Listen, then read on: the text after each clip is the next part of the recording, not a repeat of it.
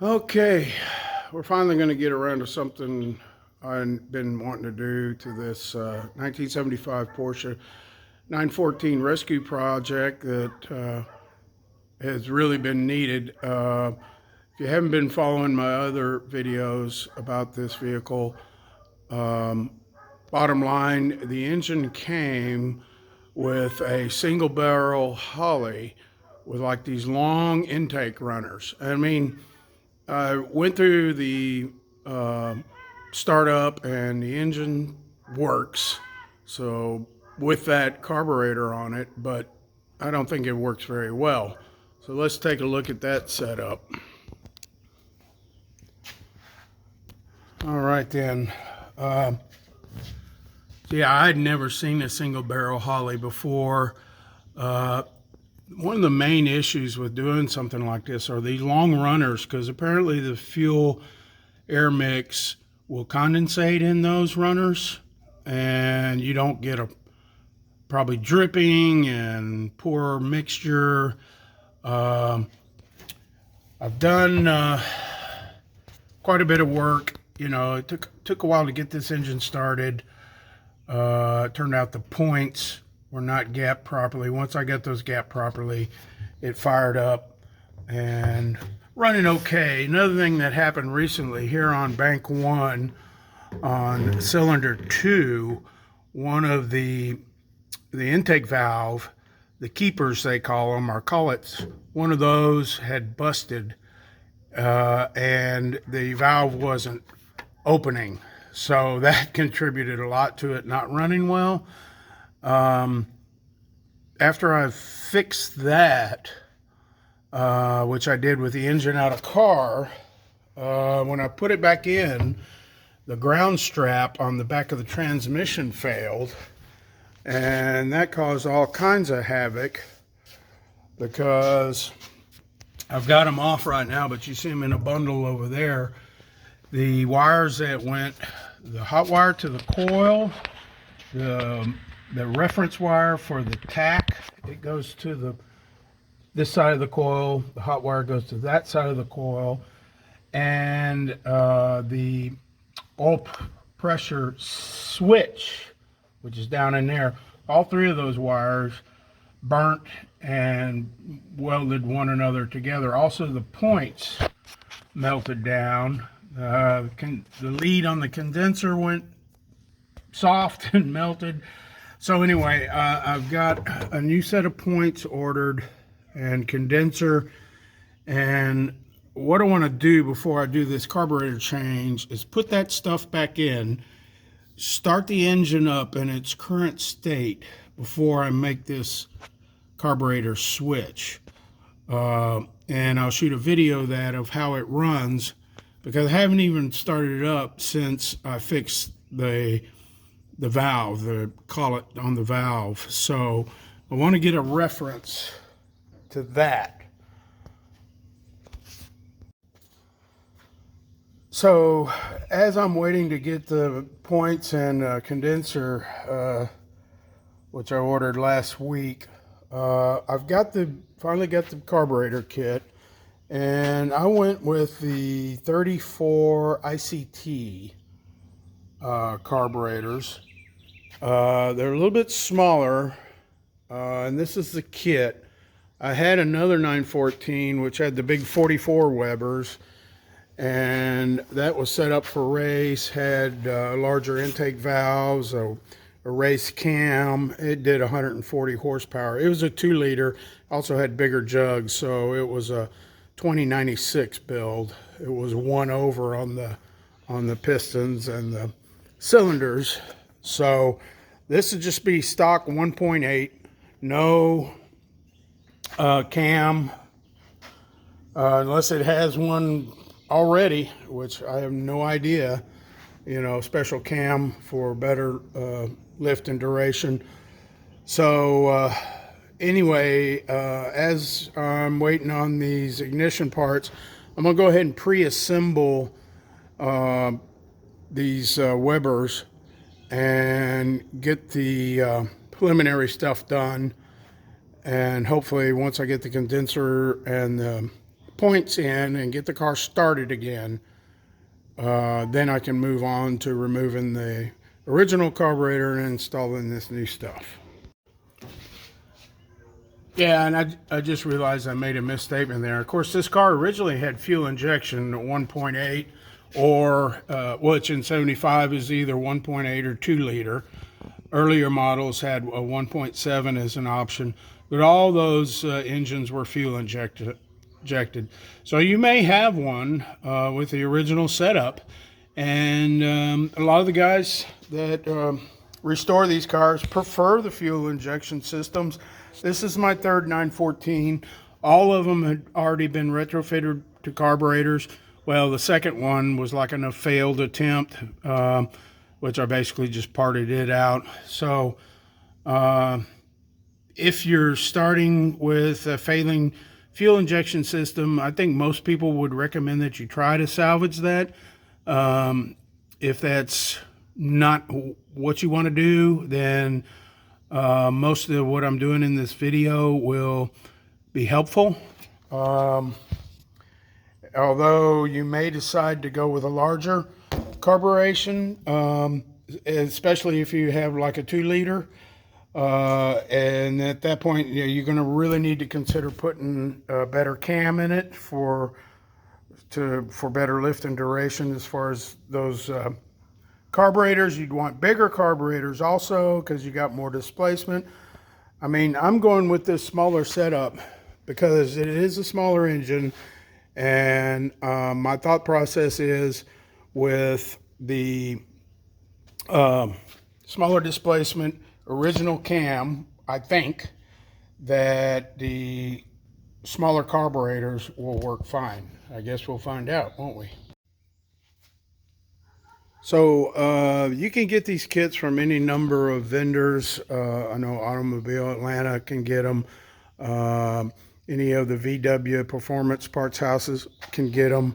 I bought this kit through P&B Performance, who's famous for their Porsche 914 brakes rebuilding.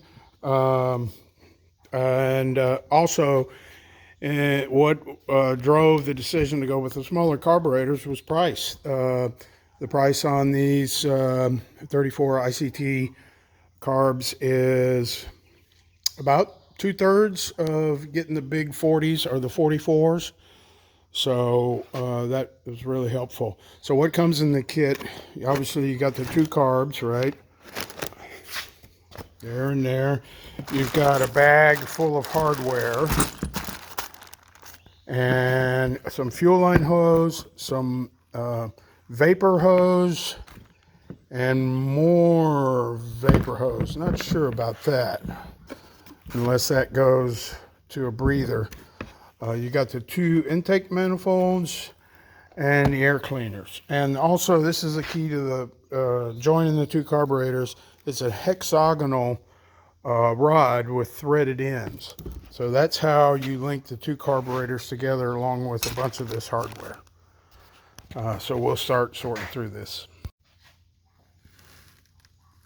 Also, there's gaskets, intake gaskets, and that the single ones are for the carburetor to the intake manifold.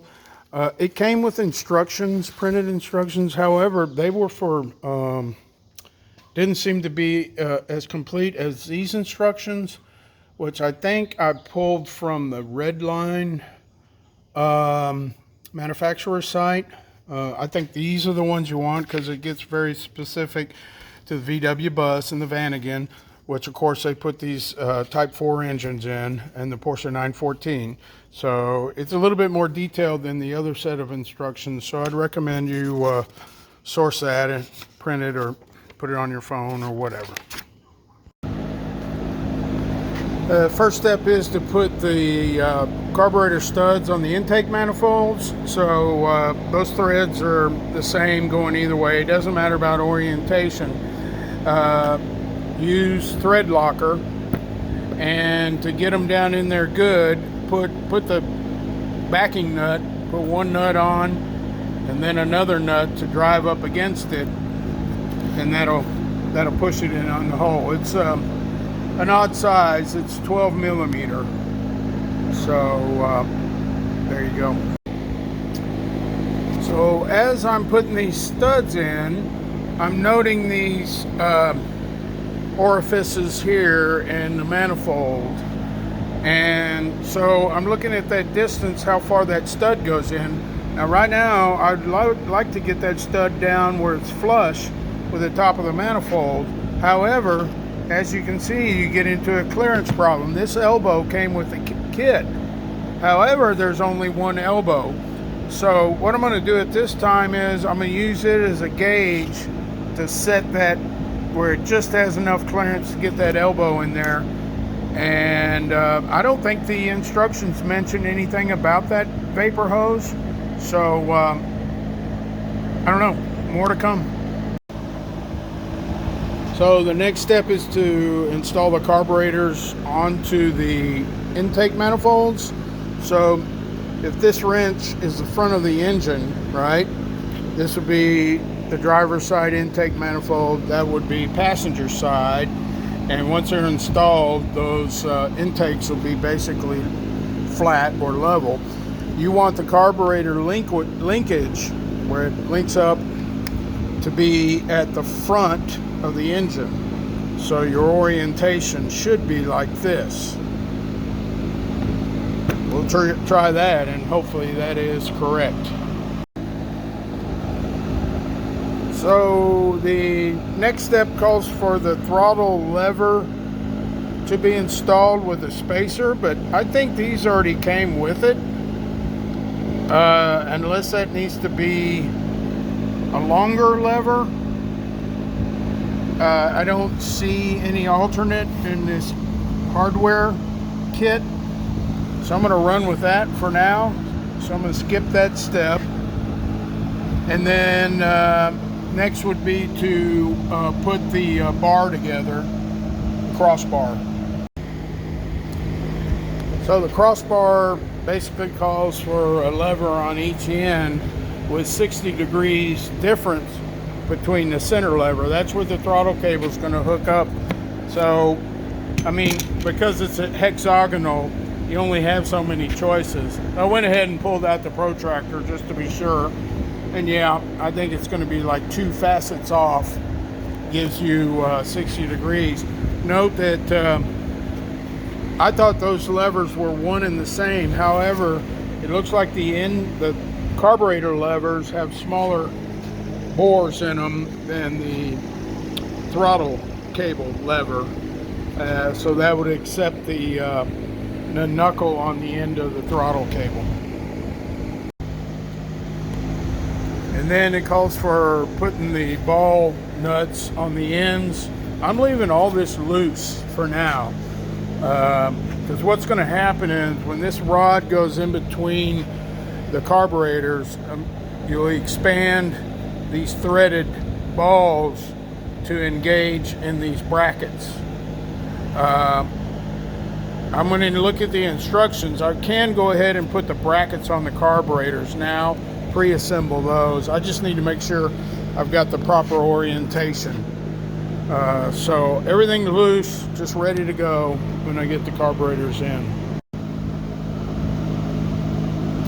Okay, it took me a while to figure out this crossbar bracket stuff. So on the larger carburetors with the dual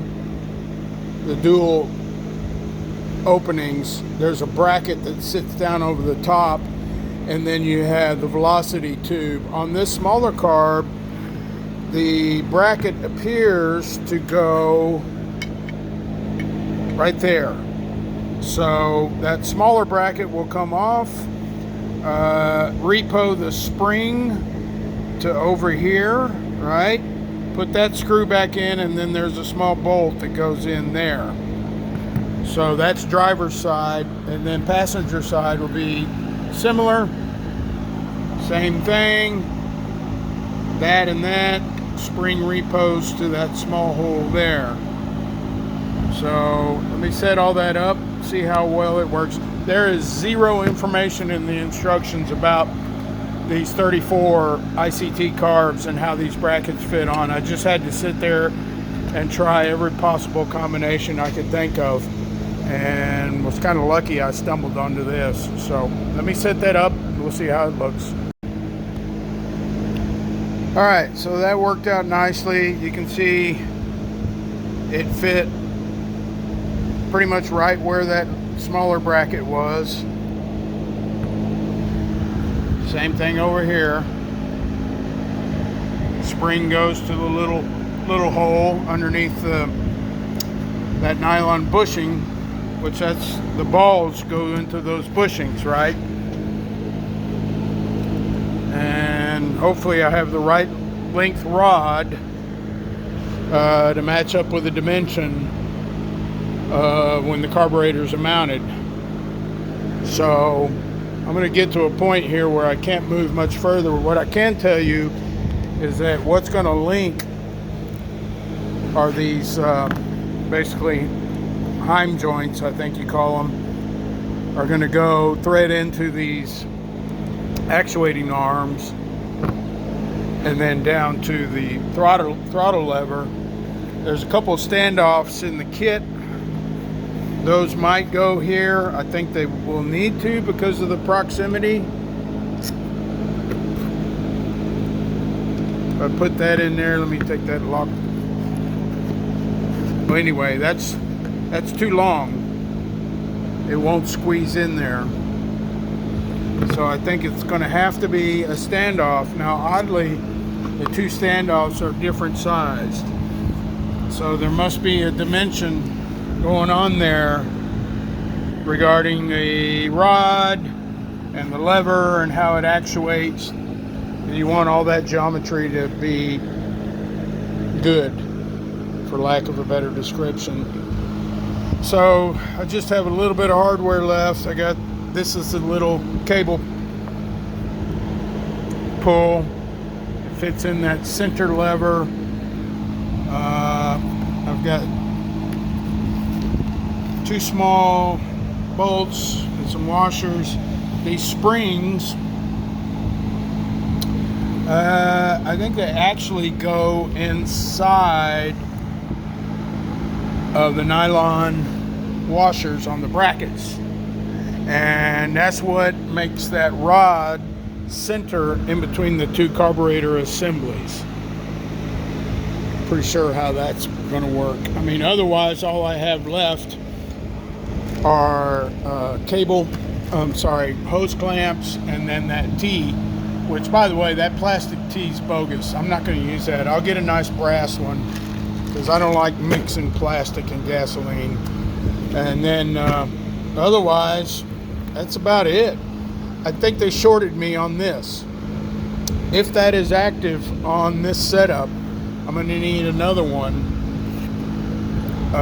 coming down out of those ports. I mean, I'm not sure why they do that, because basically that's going to link the mixture from one carburetor to another.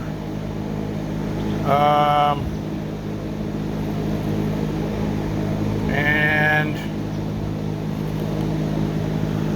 I'm just not sure why you would do that. I'll try to find some more information on that. So that's probably gonna